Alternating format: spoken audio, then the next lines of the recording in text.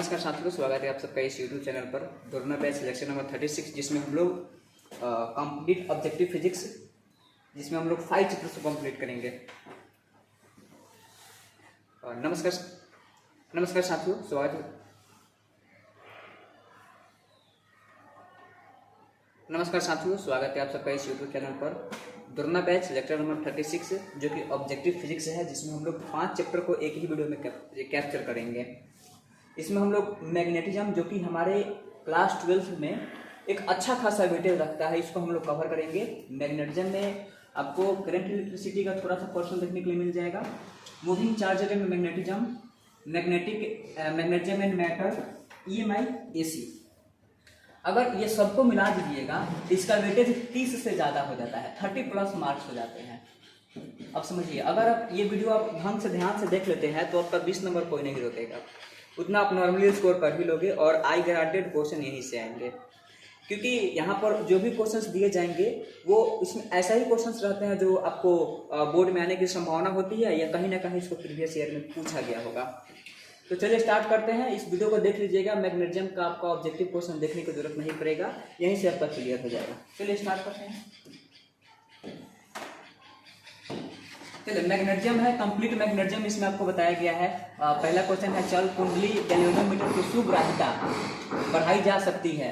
तो इसका आंसर होगा बी, चुंबकीय फ्लक्स इसको बढ़ाकर। गैल्वेनोमीटर में शंट का व्यवहार किया जाता है, तो उच्च धारा के कारण उसे टूटने से बचाने के लिए गैल्वेनोमीटर में शंट का उपयोग किया जाता है।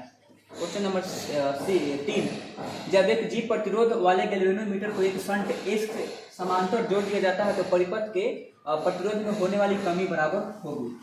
तो जरा देखते हैं इस क्वेश्चन को जरा।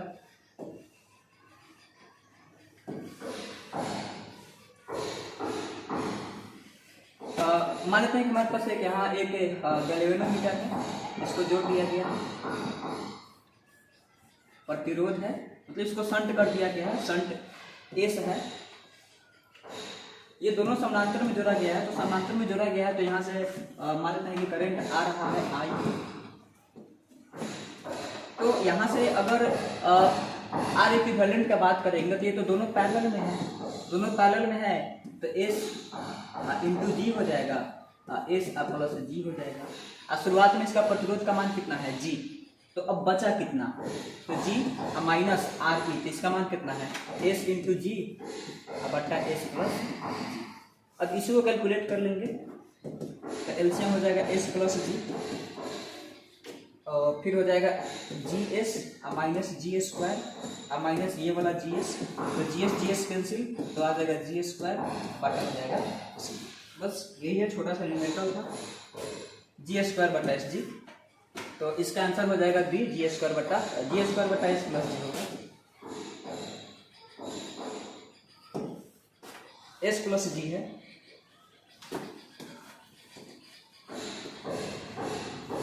GS स्क्वायर बटा S प्लस जी, तो इसका आंसर हो जाएगा B। चौथा नंबर क्वेश्चन, एक गैल्वेनोमीटर का प्रतिरोध G है, मूल धारा का 1% ही गैल्वेनोमीटर से प्रवाहित हो तो इसके लिए शंट का मान कितना होगा। ये भी अच्छा सवाल पूछा हुआ है, चलिए इसको भी सॉल्व करते हैं। जैसे कि सबसे पहले तो सर्किट बना लिया जाए, तो ये गैल्वेनोमीटर है और इसका जरा सर्किट बना लेते हैं।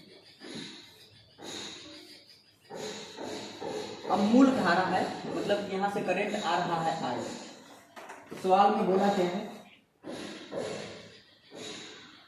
गैल्वेनोमीटर का प्रतिरोध G है, मूल धारा का 1% गैल्वेनोमीटर से प्रवाहित हो रही है। तो शुरुआत में करंट को हमने I मान लिया है, तो I का 1%, I का 1% मतलब कितना होगा, 1/100 गुने I, मतलब कि I बटा 100 कहाँ से जा रहा है, गैल्वेनोमीटर से। ये जो शंट लगा हुआ है यहाँ पर, तो इससे कितना जाएगा, 99/100 इंटू I। और चूंकि यहाँ का वोल्टेज और यहाँ का वोल्टेज दोनों एक समान होना है, तो यहाँ पर गैल्वेनोमीटर में जो करंट जाता है उसको IG कहते हैं, और ये हो गया गैल्वेनोमीटर बराबर। इसमें जो करंट जाएगा उसको IS कहा जाएगा, अंतिम हो गया सॉरी, दोनों का मान आपस में बराबर होता है, क्योंकि वोल्टेज क्या करना है, मान लेते हैं कि यहाँ पर वोल्टेज, अगर इस पॉइंट का नाम अगर A है, इसका नाम B लेते हैं, तो हमारे पास VA बराबर क्या होना चाहिए, VB होना चाहिए। तो IG का मान कितना है, ये हो जाएगा आई जी के बराबर, ये हो जाएगा आई एस के बराबर। तो आई जी का मान हो जाएगा आई बटा 100, आई बटा 100 और गुने गैल्वेनोमीटर है तो जी हो जाएगा आई एस, इसका मान हो जाएगा 99 आई और बट्टा में हो जाएगा 100 और इंटू शंट का मान हमसे पूछा है तो कैंसिल हो गया, ये आई से आई कट गया तो शंट बराबर हो जाएगा जी बट्टा 99, यानी कि हमारा आंसर हो गया जी बट्टा 99। तो जी बटा 99 इसका ऑप्शन भी सही हो जाएगा। एक वोल्ट मीटर को एन मीटर में बदला जा सकता है, इसके समानांतर क्रम में निम्न प्रतिरोध को जोड़कर निम्नलिखित में से किस काम के लिए वोल्ट मीटर में शंट लगाया जाता है। तो इसका व्यवहार एन मीटर की तरह करने के लिए एक गैल्वेनोमीटर को वोल्ट मीटर में परिवर्तित किया जा सकता है जोड़कर, ये 2010 का क्वेश्चन पूछा हुआ है। तो श्रेणी क्रम में उच्च प्रतिरोध को जोड़कर समरूप वेग से चलायन आवेश उत्पन्न करता है, क्या करता है, विद्युत चुंबकीय क्षेत्र, मतलब मूविंग चार्जेस क्या उत्पन्न करता है, इलेक्ट्रोमैग्नेटिक वेव, विद्युत चुंबकीय क्षेत्र। डायनेमो का कार्य का सिद्धांत है विद्युत चुंबकीय प्रेरण, इलेक्ट्रोमैग्नेटिक इंडक्शन पर यह काम करता है। लॉरेंज बल की दिशा ज्ञात करने का नियम है फ्लेमिंग के बाएं हाथ का नियम। आर त्रिज्या और एन फेरो वाली वृत्ताकार कुंडली जिसमें आई धारा प्रवाहित हो रही है उसके पृष्ठ पर चुंबकीय क्षेत्र का मान होगा। तो त्रिज्या के इनवर्सली प्रोपोर्शनल होता है, विद्युत धारा के डायरेक्टली प्रोपोर्शनल होगा। ऑप्शन सी सही हो जाएगा 1/r, मतलब त्रिज्या के इनवर्सली प्रोपोर्शनल, उल्टा समानुपाती और करंट के समानुपाती। अब विद्युत धारा वहन करने वाला एक सीधे तार के समक्ष किसी बिंदु पर चुंबकीय क्षेत्र समानुपाती होता है, तो दूरी के बीच क्रम का, जो कि वहां पर ऊपर ही बताया गया है। किसी धारा अल्पांश के कारण किसी बिंदु पर जो अल्पांश से r दूरी पर है चुंबकीय क्षेत्र, ये मतलब यही फॉर्मूला हो जाएगा r² का, मैग्नेटिक फील्ड का फॉर्मूला पूछ रहा है। धारावाही वृत्ताकार कुंडली के केंद्र पर चुंबकीय क्षेत्र का मान कुंडली के अक्ष के साथ किसी भी कोण पर हो सकता है। चुंबकशीलता का बीमा क्या होता है, चुंबकशीलता इसको परमेबिलिटी कहा जाता है। परमेबिलिटी म्यू नॉट होता है, म्यू नॉट का वैल्यू होता है 4 पाई इंटू 10 के पावर -7 न्यूटन पर मीटर, न्यूटन पर एम्पियर स्क्वायर, न्यूटन पर एम्पियर स्क्वायर, और इसको कहा जाता है परमिएबिलिटी। चुंबकशीलता इसको कहा जाएगा, चुंबकशीलता। अब इसका डायमेंशन अगर निकालिएगा तो न्यूटन का हो जाएगा ml, t के पावर -2, एम्पियर का हो जाएगा e के पावर -। देख लेते हैं कौन answer. Option A, option A नहीं, क्योंकि ऑप्शन ए में ml t के पावर 2 लिखा हुआ, ऑप्शन बी होगा। स्थिर आवेशित कण के निकट एक प्रबल चुंबकीय क्षेत्र उत्पन्न किए जाने पर क्या होगा, तो आवेश स्थिर होगा। किसी आवेशित कण को चुंबकीय क्षेत्र रेखा के अनुदिश की गति की जाती है तो 5 प्रकाशकारी बल क्या होगा, शून्य होगा। चुंबकीय क्षेत्र, इसमें टाउ का फॉर्मूला बताना है तो टाउ बराबर होता है m क्रॉस v। क्षेत्रफल ए वाले वृत्ताकार वृत्त के अंदर चुंबकीय क्षेत्र है तो चुंबकीय क्षेत्र का आघूर्ण, मतलब मैग्नेटिक मोमेंट का फॉर्मूला पूछा है, जो कि 2b × a mu naught √a बटा पाई के बराबर होता है। एक समान, ये तो अभी आया था, इसका आंसर भी होगा चुंबकीय क्षेत्र। ठीक है, जब ये कांस्टेंट वेलोसिटी से चल रहा है तो केवल मैग्नेटिक फील्ड क्रिएट करेगा, अगर इसके पास एक्सेलरेशन आ जाएगा तो मैग्नेटिक इलेक्ट्रिक दोनों करता है।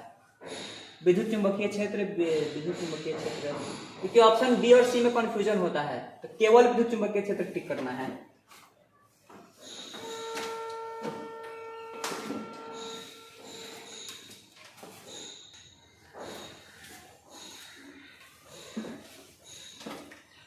क्वेश्चन नंबर 20 पर हम लोग डिस्कशन कर रहे थे कि एक समान वेग से चलायमान आवेश क्या उत्पन्न करता है, तो केवल चुंबकीय क्षेत्र।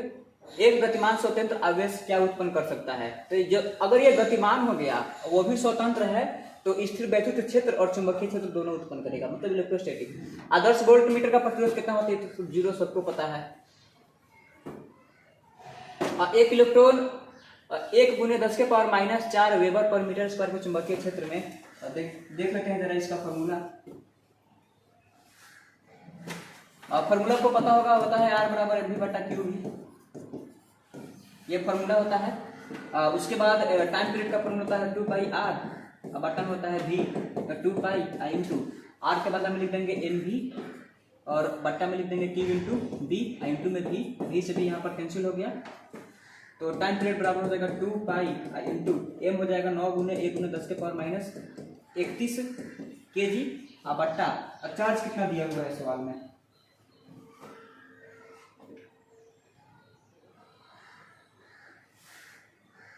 इलेक्ट्रॉन पर चार्ज होगा 1.6 इंटू 10⁻⁻19 कूलाम।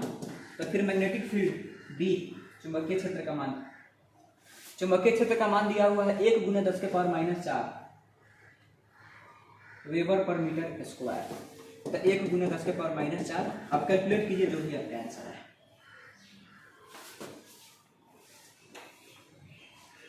तो कैलकुलेट करने पर इसका आंसर ए आएगा 3.5 × 10⁻⁷ सेकंड।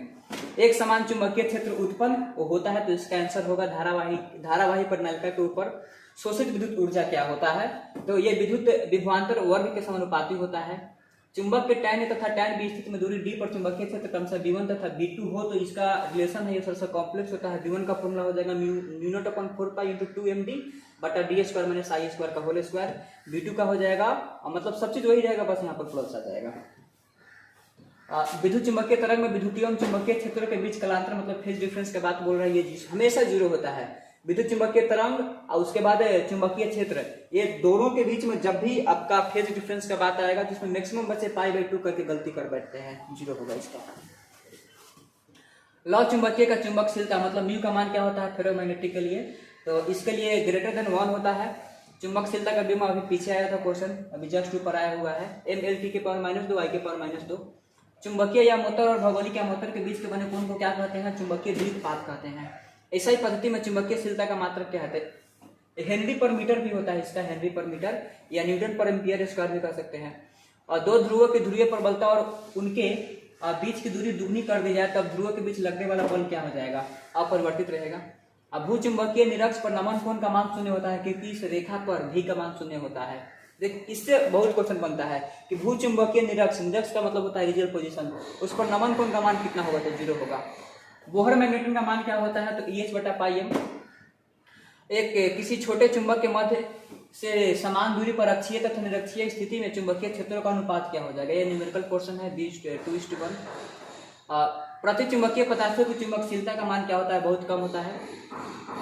प्रति मतलब डायामैग्नेटिक का चुंबकशीलता का मान पूछ रहा है, बहुत कम होता है। निम्नलिखित में से किसकी चुंबकशीलता अधिक होगी? तो फेरोमैग्नेटिक, लौ चुंबकीय। एम चुंबकीय अघूर्ण के एक छड़ चुंबक को बी तीव्रता के एक समान चुंबकीय क्षेत्र में उसकी दिशा थीटा कोण बनाते हुए रखा गया, उस पर लगने वाला बल अघूर्ण का मान क्या होगा? ND sine theta. ये टॉर्क का वैल्यू होता है। टाउ बराबर अभी m × b, इसका ऑप्शन बी सही हो जाएगा। जब नमन कोण डेल हो और तो tan डेल का मान क्या हो जाएगा? तो tan डेल का मान होता है BH/BY। ये बहुत ही इंपॉर्टेंट फॉर्मूला हो जाएगा, tan डेल बराबर BH/BY। अनुचुंबकीय पदार्थ मतलब पैरामैग्नेटिक के लिए सस्टेनेबिलिटी का मान क्या होगा? तो इसका आंसर हो जाएगा अनंत, इन्फिनाइट। क्यूरी ताप के ऊपर लौ चुंबकीय पदार्थ हो जाते हैं, क्या हो जाएगा? अनुचुंबकीय हो जाएगा, मतलब पैरामैग्नेटिक हो जाएगा। चुंबकीय फ्लक्स का ऐसा ही मात्रक क्या होता है? वेबर। और चुंबकीय क्षेत्र का ऐसा मात्रक क्या होता है? तो टेस्ला। 1 टेस्ला बराबर क्या होता है? वेबर पर मीटर स्क्वायर। ध्रुव प्रबलता मतलब पोल स्ट्रेंथ का ऐसा ही मात्रक क्या हो जाएगा? Ampere metre. और चुंबकीय घूर्ण का मात्रक क्या होता है? चुंबकीय घूर्ण का मात्रक हो जाएगा जूल पर टाइम। किसी चुंबक का चुंबकीय घूर्ण क्या हो जाएगा? चुंबक का चुंबकीय घूर्ण मतलब मैग्नेटिक मोमेंट, ये तो सदिश राशि होता है, गैर नहीं सदिश राशि है। चुंबकीय घूर्ण का ऐसे मात्रक एक ही क्वेश्चन बार एम्पियर मीटर स्क्वायर।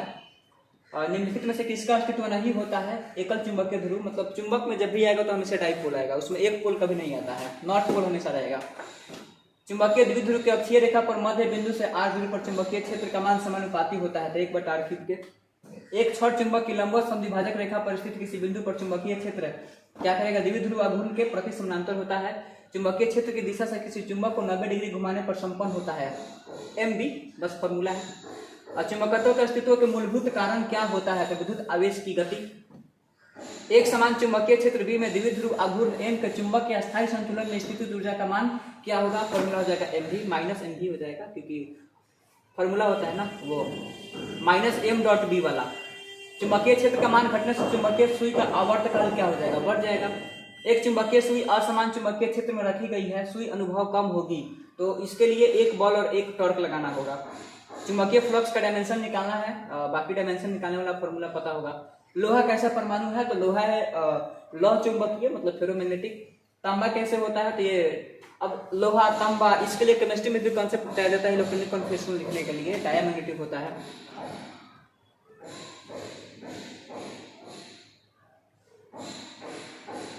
एक प्रबल विद्युत चुंबक बनाने के लिए कौन सी वस्तु अधिक उपयोग में लाया जाता है? नरम लोहा।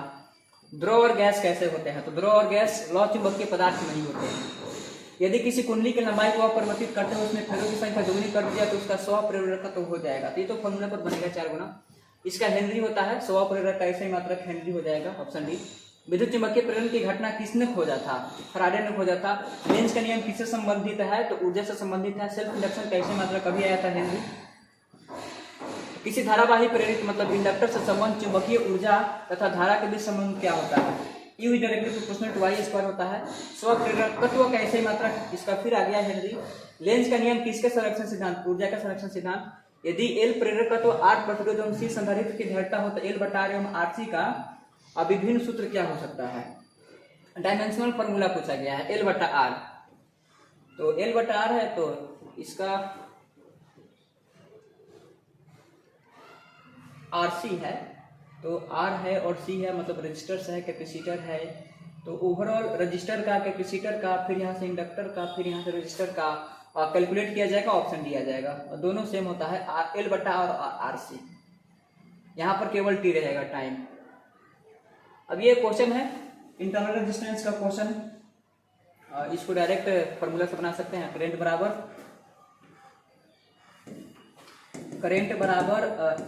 EMF बटा R+R, इसको इंटरनल रेजिस्टेंस कहा जाता है। तो सवाल में क्या पूछा है? 2 एम्पियर का धारा जा रहा है, वोल्टेज का मान है 1.5, R का मान दिया हुआ है 0.05 और प्लस स्मॉल r का मान पूछा जा रहा है। इसका आंसर हो जाएगा डी, 0.7 ओम। LCR श्रेणी में क्रम में ओमेगा कोणीय आवृत्ति का एक AC सोर्स जुड़ा हुआ है, धारा का शिखर का महत्वमान क्या होगा? तो इसका आंसर हो जाएगा ओमेगा बराबर 1/√LC। एक प्रत्यवर्ती धारा की शिखर वोल्टता 420 वोल्ट है, इसके आभासी वोल्टता का मान क्या होगा? फॉर्मूला होता है, एक तो ये रिलेशन आपको देखने के लिए मिल जाएगा।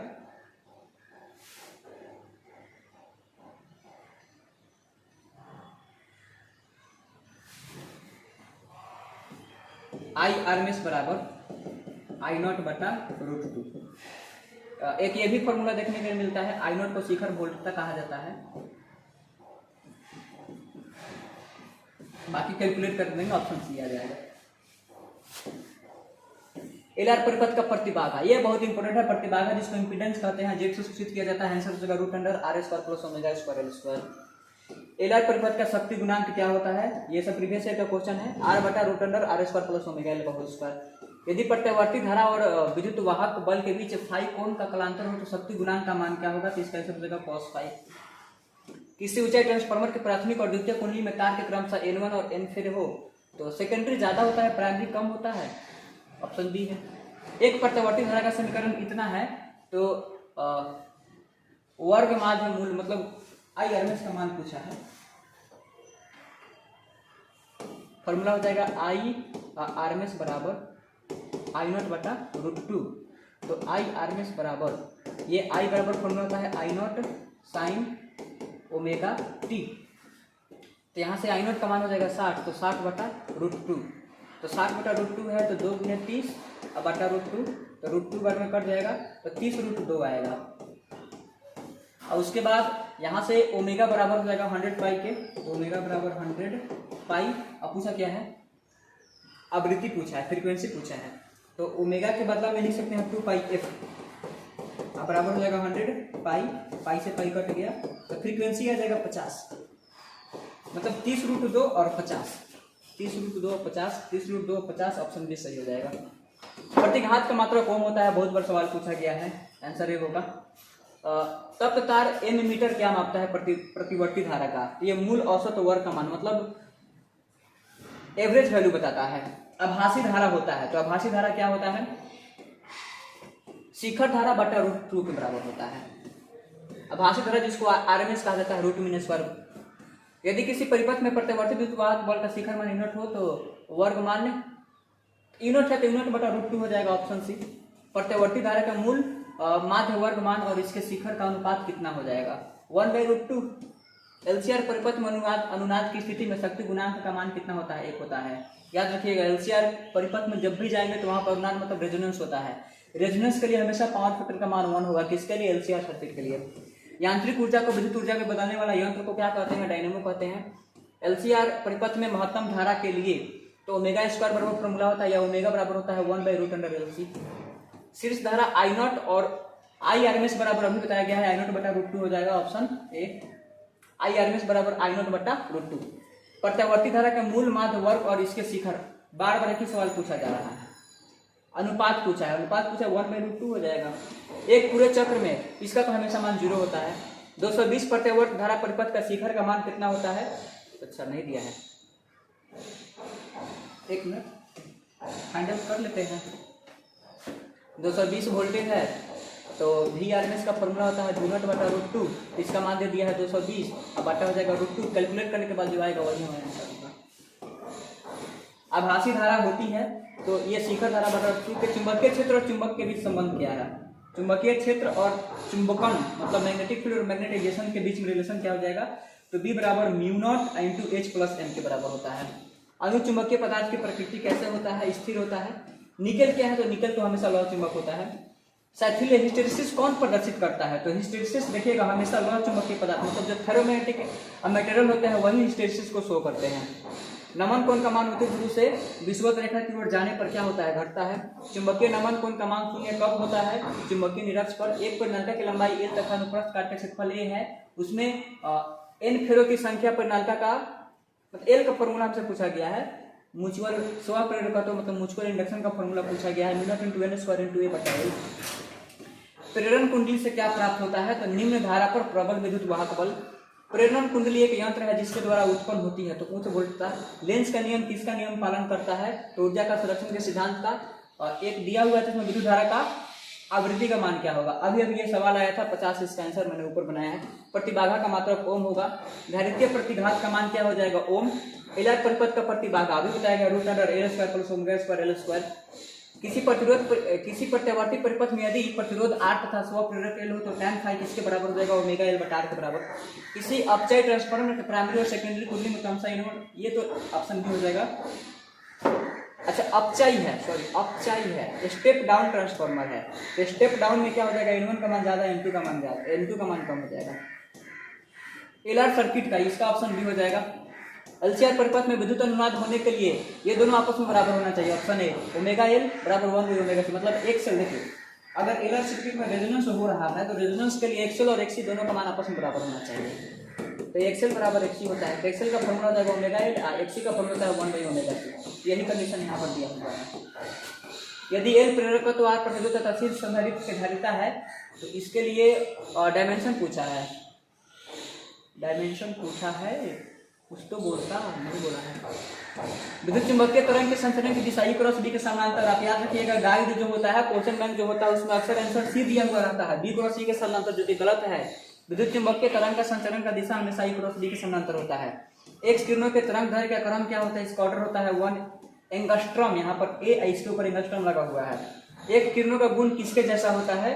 तो गामा किरणों के जैसा होता है। चुंबकीय क्षेत्र बी तथा चुंबकीय क्षेत्र ई के अनुपात का मात्रक क्या होगा? S inverse. एस इनवर्स का मतलब होता है साइमन, 1/ओम को साइमन कहते हैं। विद्युत चुंबकीय तरंग की उत्पत्ति का मूल कारण क्या होता है? आवेश की त्वरित गति। किसी द्रव्यात्मक माध्यम में विद्युत चुंबकीय तरंग की चाल निर्भर नहीं करती है इसकी तीव्रता पर। विद्युत चुंबकीय तरंगों की प्रकृति किसके जैसा होता है? अनुप्रस्थ। बहुमूल्य नगों की पहचान में कौन सहायक होता है? एक्स किरणें। निम्नलिखित में से किस तरंग की तरंग दैर्घ्य का मान न्यूनतम होगा? देखिए इसमें मैं आपको एक ट्रिक बता रहा हूं। एक तरीका होता है क्लासिकल गाड़ी x u v in my range, ये वाला न्यूमेरिक याद रखते हैं तो आपको कोई प्रॉब्लम नहीं होगा। इसका मतलब होता है कॉस्मिक रेज। कॉस्मिक रेज इसका मतलब होता है गामा रेज, ये हो जाएगा एक्स रेज, ये हो जाएगा अल्ट्रा वायोलेट रेज, उसके बाद V मतलब हो जाएगा विजिबल, जिसमें रेनबो आता है, विबग्योर, VIBGYOR, इनका मतलब होता है इंफ्रारेड, इसका मतलब होता है माइक्रोवेव, और रेंज का मतलब हो जाएगा रेडियो वेव। याद रखिए क्लासिकल गाड़ी XYV इन माई रेंज। अब जैसे जैसे आप इधर से इधर आइएगा लेमडा का मान बढ़ते चला जाएगा। अब इधर से इधर आने पर लेमडा बढ़, इसका मतलब फ्रीक्वेंसी घट रहा है। तो देख लेते हैं, ये तो है हमारा, बाकी ऑप्शन के अनुसार देख लेते हैं क्या दिया हुआ है। निम्नलिखित में से किस रंग का तरंग न्यूनतम होता है? ऑप्शन में क्या दिया है? औरक्त, औरक्त मतलब अल्ट्रावायोलेट, औरक्त मतलब इंफ्रारेड, पराबैंगनी अल्ट्रावायोलेट, गामा एक्स मतलब जो सबसे पहले आया होगा उसका तरंग का मान सबसे कम होगा। तो सबसे पहले कौन आया है इसमें? कॉस्मिक है, गामा है। देखिएगा यहाँ पर गामा है सबसे पहले, इसका आंसर हो जाएगा गामा। इसका आंसर हो गया गामा, ऑप्शन सी। निम्नलिखित में से सबसे अधिक तरंग किसका होगा? उसी प्रकार से देख लेंगे तरंग सबसे ज्यादा किसका है? तरंग किसका ज्यादा है? सबसे रेडियो वेव का। उससे पहले क्या है? माइक्रोवेव। तो अगर ऑप्शन में होगा माइक्रोवेव तो यही सही हो जाएगा। देखिए माइक्रोवेव, ऑप्शन ए सही हो जाएगा। एलआर परिपथ का आवृत्ति का मान क्या होता है? फ्रीक्वेंसी का 1 बाई, नहीं ये नहीं, ऑप्शन बी सही होगा, 1/2π√LC। विद्युत चुंबकीय तरंगों में इसका आंसर भी सही होगा। विद्युत क्षेत्र तथा चुंबकीय क्षेत्र दोनों के दोलन तरंग संचलन की दिशा के लंबवत होता है। उसके बाद क्वेश्चन नंबर 122 है, सबसे अधिक आवृत्ति किसमें होगा? तो सबसे अधिक आवृत्ति होगा इसमें गामा किरण का। फ्रीक्वेंसी का मान सबसे ज्यादा गामा किरण का होगा, क्योंकि इसका वेवलेंथ तरंग क्या होता है? सबसे कम होता है। चुंबकीय क्षेत्र तथा चुंबकीय, अभी ये क्वेश्चन आया था ऊपर। निम्नलिखित में से किस वैज्ञानिक ने सर्वप्रथम यह पता लगाया था कि प्रकाश विद्युत चुंबकीय तरंग है? तो इसका आंसर हो जाएगा मैक्सवेल। निम्नलिखित में से किसका उपयोग पौधा घरों में होता है? मतलब पावर प्लांटिंग, औरक्त किरणों का। निम्नलिखित में से कौन विद्युत चुंबकीय तरंग नहीं है? इसका आंसर हो जाएगा ध्वनि तरंग। एक्स किरणें किससे बना होता है? तो विद्युत चुंबकीय विकर्णों से। This is all about magnetism objective question, जिसमें मैंने आपको पूरा मैग्नेटिज्म ऑब्जेक्टिव क्वेश्चन कराया है, इसके अलावा कुछ नहीं होता है। अगर आप इतना ऑब्जेक्टिव क्वेश्चन करके जाते हैं, 127 क्वेश्चन कराया, अगर इसमें से आपको 60 से 70 क्वेश्चन के ऑब्जेक्टिव क्वेश्चन अगर याद हो जाता है तो समझिए कि 30 नंबर कोई नहीं रोकेगा। मिलते हैं नेक्स्ट वीडियो में किसी और चैप्टर के साथ, तब तक ऑल द बेस्ट।